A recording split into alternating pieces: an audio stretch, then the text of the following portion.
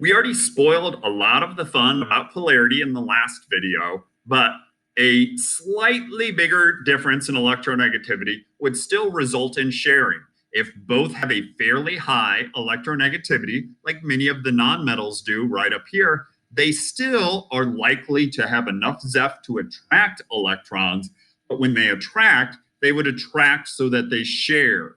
If that sharing is not perfectly equal, like a nitrogen to a fluorine, for example, we would call that polar covalent. So in polar covalent, we have poles. We have an element with a lower electronegativity that doesn't pull electrons very strongly, and an element with a higher electronegativity that does pull electrons more strongly.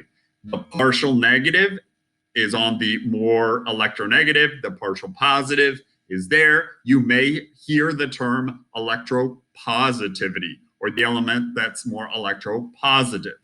One thing that's important here is remembering that it is more Zeph, or more nuclear charge, that is pulling the electrons more this way. So sometimes this is represented with a partial negative and partial positive. Other times it's drawn with an arrow. This would be called a bond dipole, or sometimes it's called a dipole moment.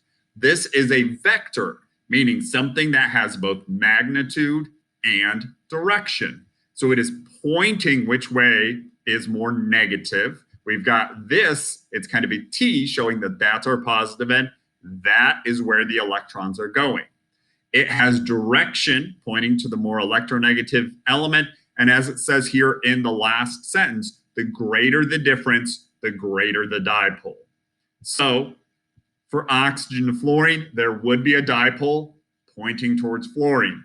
Nitrogen to fluorine would be a bigger bond dipole, or dipole moment, pointing toward fluorine. Carbon to fluorine, losing the lights here, would be an even bigger value. So the greater the difference in electronegativity, or connecting to the periodic table when we aren't given exact values, the farther apart the elements are, the more polar that bond becomes, or the bigger the dipole moment. And dipoles, dipole moments, difference in electronegativity is a big thing that comes back and is a part of explanations of properties of these compounds.